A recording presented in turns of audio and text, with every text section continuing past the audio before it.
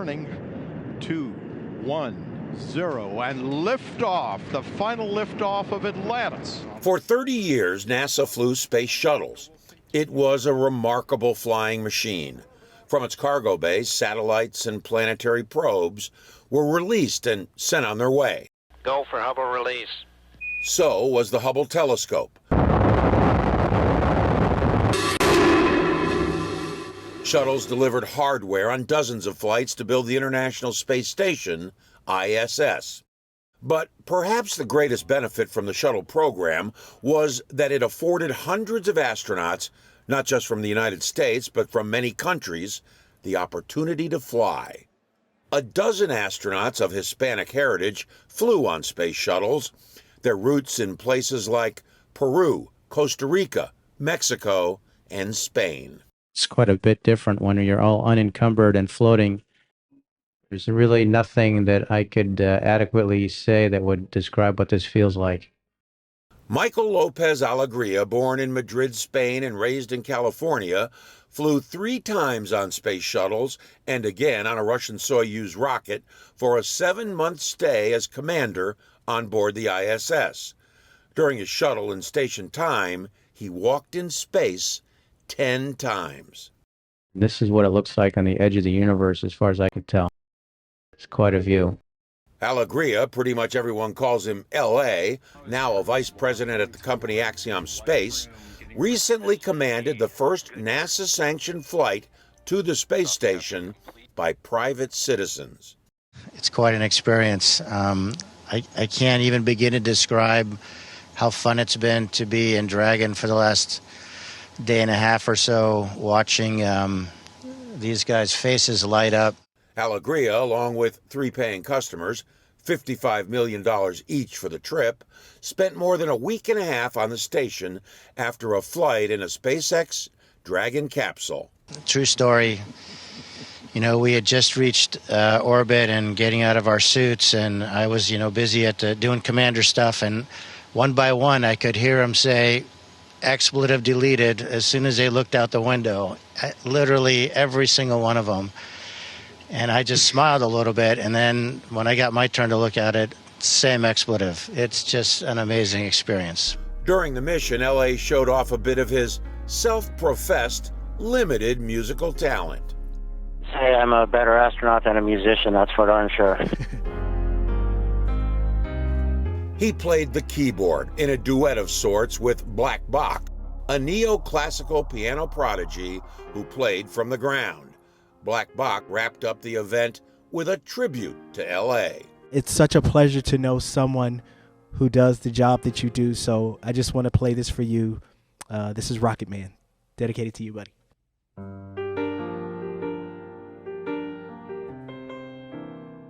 Flying the Axiom mission with private citizens is the last thing you'd have expected from Alegria. When he flew on the Soyuz rocket to the space station in 2006, one of his crewmates was Iranian-American Anousheh Ansari, the first self-funded woman to go to the station.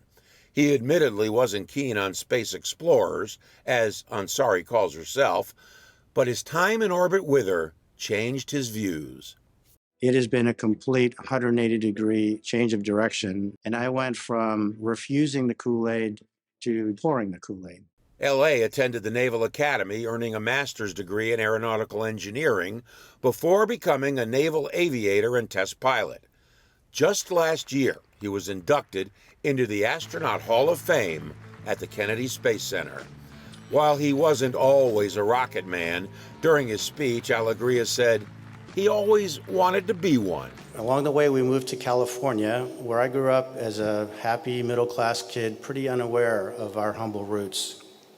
And so while my parents were sort of living the American dream, I was having dreams of my own of becoming an astronaut. My next-door neighbor, best friend, and I played rocket ship in the closet of my bedroom, which was mocked up to look like some sort of space vehicle. Not everyone's childhood dreams come true, but L.A.'s certainly did. The Spaniard who came from humble roots has had a 40-year career in aviation and space, and he's now spent more than 270 days in orbit. Who knows? He may not be done yet. For Lopez Alegria, whether it was on the space shuttle or flying for the private company Axiom, his calling has been research while on orbit. But most scientific investigations of space actually take place right here on Earth. One Spanish scientist has devoted her entire career to studying the heavens with her feet planted firmly on the ground. At a meeting on the campus of the University of Central Florida, a team of researchers and graduate students with the university-based Florida Space Institute Do you remember how do they detect the O2? go over preparations for a study that might just alter our thinking of just how our solar system formed. For being the PI for the Webb project, Yeah. is that well, as we say in English, a pinch me moment? It is. I'm pinching myself still. Noemi Pinilla Alonso and her team were awarded 100 hours of time. That's considered a lot. On James Webb, the largest, most sophisticated space telescope ever built. It's really competitive to get time. So you have to put a very convincing proposal that tells principally two things. That the science that you can do is amazing and that you can only do that with the James Webb Space Telescope. So, because that's the big benefit of this moment where we have a new toy in space to play with. The opportunity to do this with Webb has been a long time in the making for you. It's not that I didn't see it coming because I was working for it for years. But when you really receive that email that tells you, we are happy to tell you that your program was awarded, it's like, no way. Yeah, it's very, very good. And liftoff. The Webb telescope was launched this past Christmas Day. Now in orbit 1 million miles from Earth, Webb will begin capturing light from galaxies scientists believe formed close to the beginning of time itself, right after the Big Bang. It will look at planets in distant galaxies, scouring them for signs of water, carbon dioxide, methane, ingredients that might make them habitable. Pinilla Alonso's team will be looking for the same ingredients, just a bit closer to home, at the edge of our solar system in what's called the Kuiper Belt. Her team is focused on analyzing what are called trans-Neptunian objects, or TNOs. So what are they? These are ice rocks. I like to call them ice rocks, you know? Ice rocks? Ice rocks, yeah. They are snowballs. These are small bodies in the solar system that are basically made of ice. And we think that is what they are made of, but we don't really know. And that's what I'm going to do with the James Webb. Why should we care about them? So we care about that because they tell us where do we come from. They tell us how the solar system was when it formed. And they tell us that because these objects are so far away that have not been really processed. So they contain the most primitive material in the solar system. They are called trans-Neptunian because they orbit the sun beyond the orbit of Neptune. It may surprise you, but Pluto, now classified as a dwarf planet, is considered a TNO. Thousands have been discovered, and Pinilla Alonso believes there could be billions of these ice rocks that are just too small to see with ground-based telescopes. The Webb telescope is the only way. Is it fair to say that these objects are the leftover material from the formation of the solar system? You said it. You know more than me now. Yeah, okay.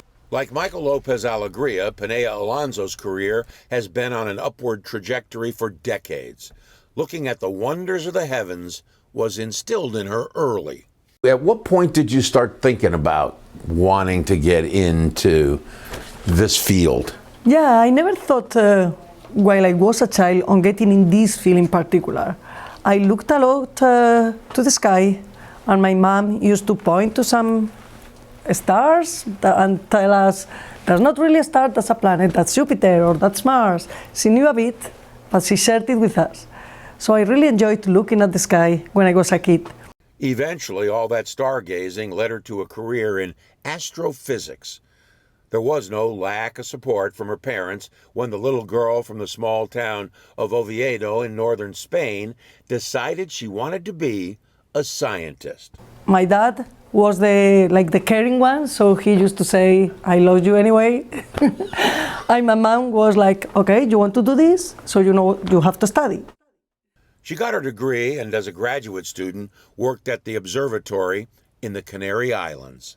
3 nights I was covering and supporting the works of others, and on the next 8 days I was working on my PhD during the day, and that was when I started focusing in planetary science.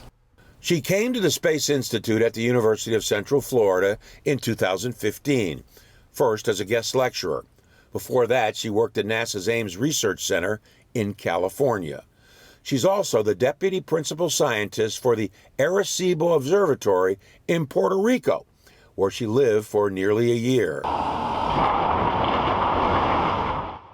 The main telescope's partial collapse after cables snapped was devastating. The Arecibo Observatory supported the community that did astrophysics all around, from black holes, pulsars, gravitational waves. All of that could be done with the Arecibo in some way. The telescope was also instrumental in detecting and tracking near-Earth asteroids, an asset for planetary defense. It's lost. It's lost. It's totally lost, that capacity. The focus now, all the attention is on ice rocks and the 59 they've selected to study with the help of the Webb telescope. Work is demanding, time is precious. But even when she's decompressing, when Nomi has time to herself, she's looking up. Like traveling to Idaho in 2017 to witness the solar eclipse. I'm really enjoying myself. I mean, I love doing what I do. It takes a lot. It takes a lot of time. It takes a lot of effort. It takes part of your personal life. So if you don't really enjoy it, you are never going to succeed on this. Clearly, both Pinay Alonso and Lopez Alegria are driven and deeply successful because of it. And they turned their dreams to reality in a, pardon the pun, out-of-this-world way.